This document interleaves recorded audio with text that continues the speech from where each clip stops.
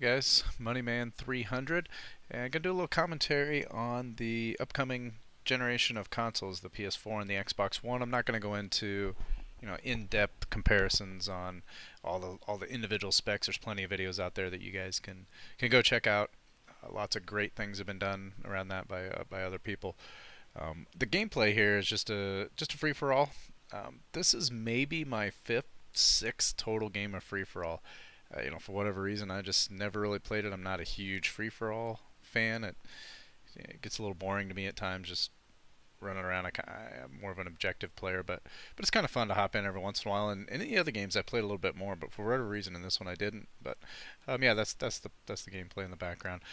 But yeah, so the new consoles, the upcoming generation, the Xbox One and the PS4, and just to give you a little bit of background on my gaming and what I normally do, I'm primarily on the Xbox 360, and I do a little bit on the PC. I used to do quite a bit on the PC, but haven't done as much lately. I had the original Xbox as well, and I haven't had a Sony console since the original PlayStation. And I don't have anything against Sony. I think they make great products. I think the PS3 has been an outstanding game console. I think that what really hurt them is that they came out after the Xbox 360, and they were at a higher price point, and they had the Blu-ray included, but it didn't detract from the fact that it was a good game console. They did have some challenges, and then they took a little bit of a risk on the hardware platform they use with the cell processor. But overall, it turned out well. And what's ironic about that is it's almost like the Microsoft has taken kind of that same approach that Sony did. Um, Maybe not the same approach, but they're making some PR mistakes, obvious PR mistakes, and they've had to go back and retract some of the things that they wanted to do, and some of the same things that really gave Microsoft the console lead. Microsoft's really repeating that, so yeah, it's interesting. But yeah, I started with the original Xbox, and at the time, I don't even know if I had a PlayStation or had anything, and a friend had talked me into trying Halo, and I tried it, and I was hooked after that. I literally went out and bought an Xbox the next day. I had to have it, and ever since then I've been playing on the Xbox, and then the 360. But really the games that brought me to it originally, and Halo for one. And I play primarily shooters, but I also like sports games, Madden, NBA 2K14, NHL, even a little FIFA. And I also like racing games, and I'll dabble around with other stuff. I play a little bit of Minecraft, mainly because my kids play, and I'll play with them every once in a while. It's kind of fun to play around with. But but as far as the new consoles go, and the next generation of console, and who's going to win out, and those things, obviously is just to be seen. Sony has done a good job with their PR and their marketing, and they've got what appears to be a good console coming up, and they've done a good job of marketing it to the gaming crowd, and taking advantage of the PR situation that Microsoft had created. As far as their capabilities, both are going to have outstanding hardware and have the capabilities to play next generation games. They're not that different. There's talk a little bit about, you can go into the memory differences and those things, but overall the overall architecture isn't going to make much difference when it comes to gameplay. So they're both going to have outstanding platforms for developers to be able to put games on.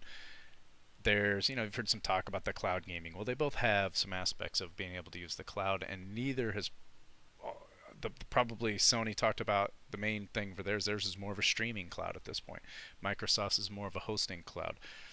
Uh, you know, we'll see who wins out uh, in that area. But to me, ultimately, it comes down to who is going to have the games. Who's going to have the games that are going to sell the console? Um, the same way that Halo sold me the original Xbox, and a lot of people started the Xbox in because of Halo. And then when you got to the Xbox 360, what was interesting on the launch of the Xbox 360, there really wasn't a whole lot that came out with it. Um, the big shooter coming out with it was really Perfect Dark Zero, and that turned out, at least in my opinion, not to be very good. But it also had Call of Duty 2 as a launch title, which ended up being the big game for me, but it was very buggy. So it'll be interesting to see what we get from a game perspective on the new consoles this year, especially since a lot of the titles are being developed for both generation of consoles. If experience is anything, when the lineup first came out for the Xbox 360, and I don't know if it was the same for the between the PS2 and the PS3, but the games weren't particularly next generation at first.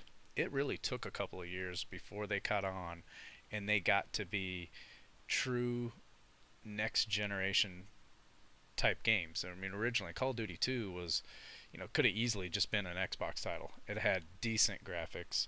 It was really buggy online play. Microsoft, or not Microsoft, but at least at that time, Infinity Ward hadn't really figured out the how to do matchmaking and all those things. So it had a really buggy lobby system. It was really hard to play with your friends, and it took a couple of years before things got to be next generation. And I wonder, what is Call of Duty Ghost going to be like in this one? They're developing it for both, not only two different generations of platforms, but multiple gaming consoles between you're gonna have the PS4, the PS3, the Xbox 360, the Xbox One.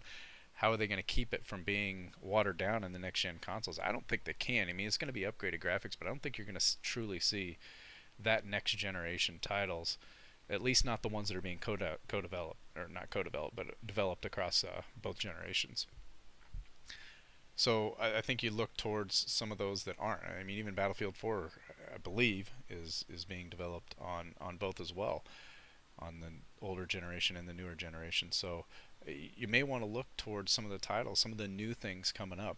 The Division, Watch Dogs, some of the things that I'm not even sure. Maybe Watch Dogs is going to be on both too, but looking for things that are exclusive to the next generation, not necessarily exclusive to the PS4 or the Xbox One, but exclusive to the new generation.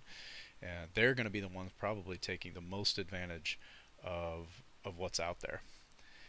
And so it's going to be interesting to see who's going to have the games that sell the console. Because right now Sony has the lead, but no doubt in a PR situation. I don't know if Microsoft will be able to fix it or not, but yeah, for me personally, it's going to be the Xbox One, and that's primarily because of the games I play and the history I have with Xbox Live and all of those things. But it wouldn't surprise me if Sony wins out with the PS4 and I end up with the PS4. But it's going to be the games that sell it. It's going to be, for me anyway, and the games that I really want to play with Halo and with Forza and potentially Titanfall. I'm going to start with the Xbox One, but that certainly doesn't mean it's a better console. Certainly doesn't mean they're doing a better job with it. It's just where I'm going to start, and it'll be interesting to see how it ends up. But gameplay's coming to an end right now.